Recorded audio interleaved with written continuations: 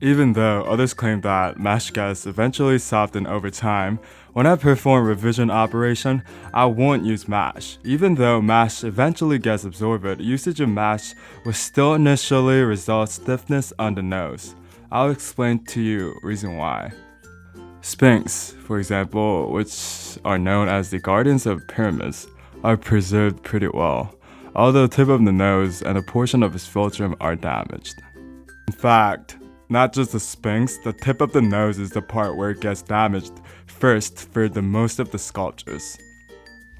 Torrerebang, which is designed to have flatter nose, is relatively damaged less, but for the most of the sculptures, the tip of nose is the region where it gets damaged first.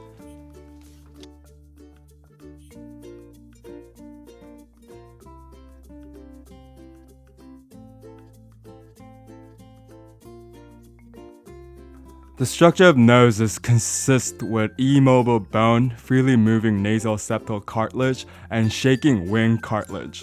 Therefore, the top part of the nose is hard because there's where unmoving bone is at, and the bottom part of the nose is soft because that's where elastic cartilages are located. For example, think of a fishing rod. The initial part is very stiff, but as it goes towards the end, the rod bends.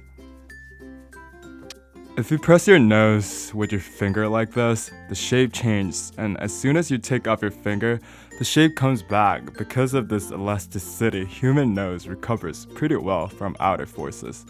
Therefore, unlike the nose of the sculptures, real human nose don't get damaged quite easily.